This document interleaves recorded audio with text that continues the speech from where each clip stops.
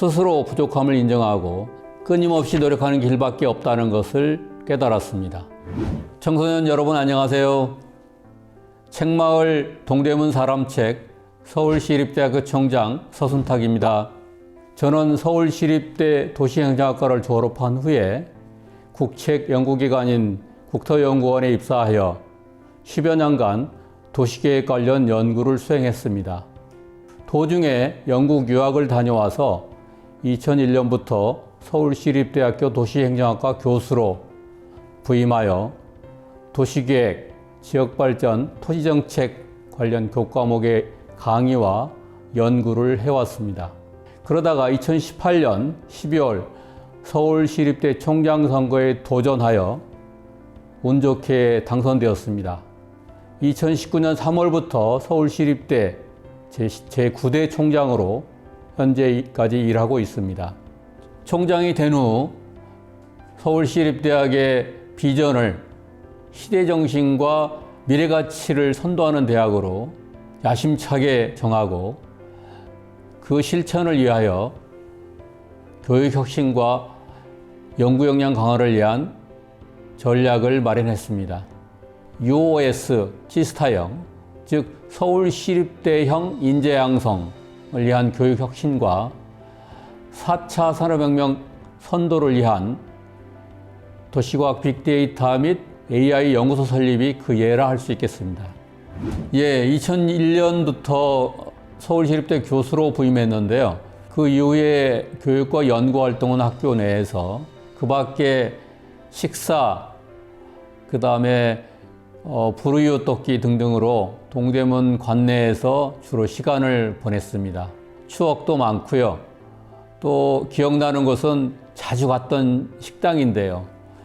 보성장과 해성칼국수, 신라건과 장수회관이 특별히 더 기억이 납니다.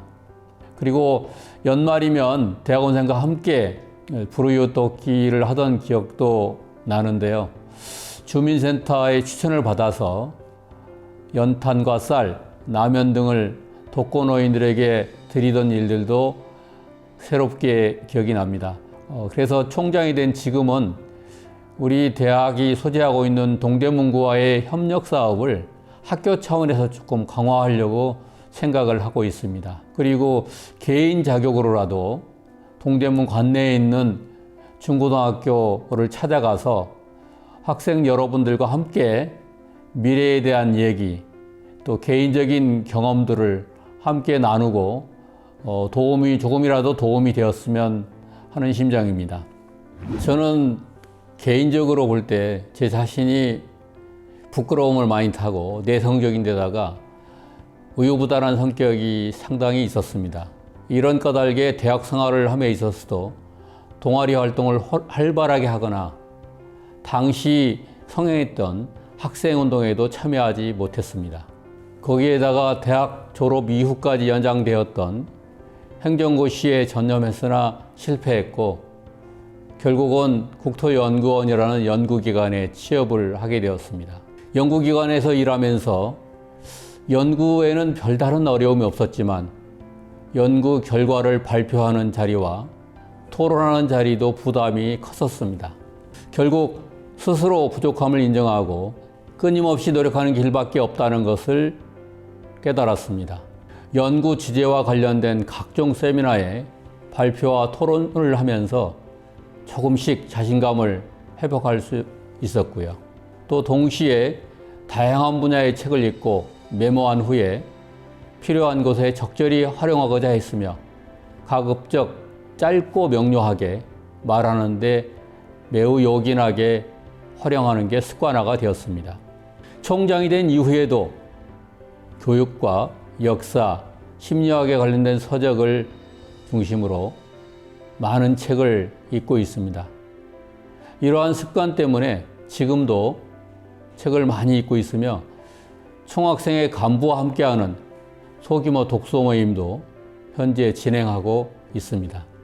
최근 우리 사회도 급격한 사회 변화, 또 기술 변화 등으로 인해서 공부만 해서는 성공이 보장되는 시대가 아닙니다. 특히 일찍부터 어린 시절부터 한쪽 분야에 천착해서 공부만 하는 경우 미래에는 실패할 가능성이 더 많기 때문이죠. 한 가지 일에만 전념하기보다는 좀 늦게 시작하더라도 다양한 분야를 체험해보고 탐색해보는 시도를 해보는 게 매우 중요하다고 생각합니다. 무엇을 하고 싶은지 충분히 고민하고 하고 싶은 일이 정해지면 실패를 두려워하지 말고 용기를 내서 하라고 권하고 싶습니다. 최근에 나온 책이 있죠. 늦깎이 천재들의 비밀이라고 하는 책인데요. 데이비드 앱스타인이 쓴 책인데 이 책에서 전하고자 하는 메시지는 간단합니다. 청소년기에 한 가지 일에 몰두하기보다는 다양한 체험을 하고 싶은 일이 정해진 이후에 집중하는 것이 더 많은 성공을 가져온다는 얘기입니다. 이렇게 늦은 전문화가 성공하는 이유와 사례들을 모아서 설명하고 있는 책이기도 합니다. 또 한 가지는 한국 사회 문화와 관련된 얘기인데요. 다른 사람과 더불어 일하면서 좋은 인간관계를 유지하는 것이 중요합니다. 왜냐하면 좋은 관계는 개인의 삶에 있어서 행복감을 가져다주고 또 조직에서도 조직 발전의 원동력이 되기 때문입니다.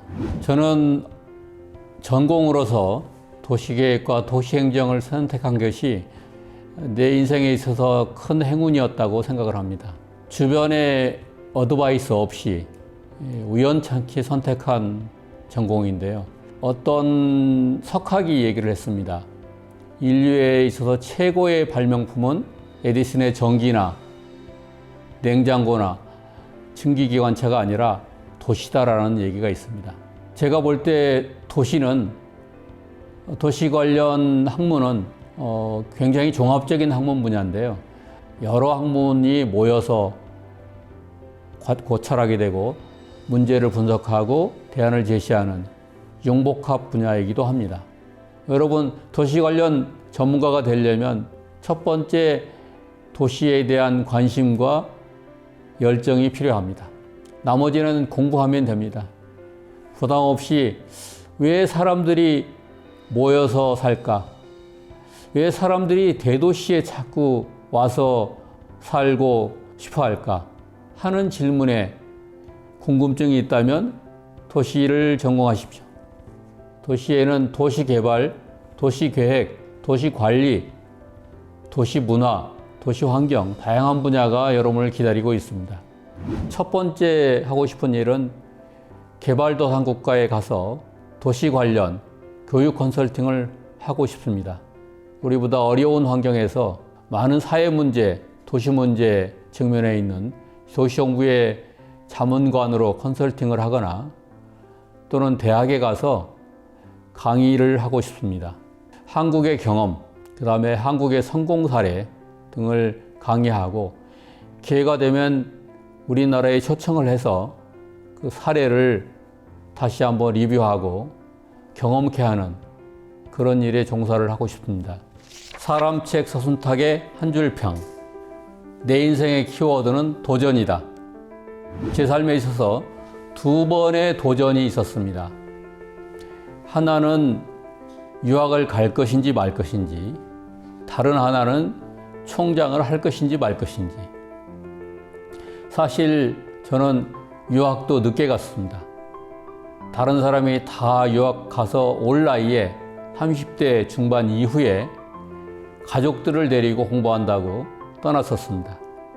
전세금을 다 챙겨서 아무것도 남기지 않은 채 유학을 떠난 것은 당시로서는 굉장히 무모한 선택이었습니다. 그래도 한번 해보고 후회하자 해서 유학을 가게 됐는데요. 지금에 와서는 굉장히 잘한 선택이 아니었나 생각이 됩니다. 두 번째 도전은 총장 선거에 도전하는 일이었습니다. 이 도전은 첫 번째 유학에 도전하는 것보다 훨씬 더 어렵고 힘든 과정이었습니다. 그렇지만 지금은 총장이 되었고 직무를 수행하고 있습니다. 총장 직무가 끝나면 총장 선거의 도전이 어떤 성과를 가져왔는지 스스로 평가해보고 또 그 이후에 남은 인생의 새로운 일에 대한 도전의 좌표로 삼을 예정입니다. 청소년 여러분, 저와 함께 도전해 보지 않겠습니까?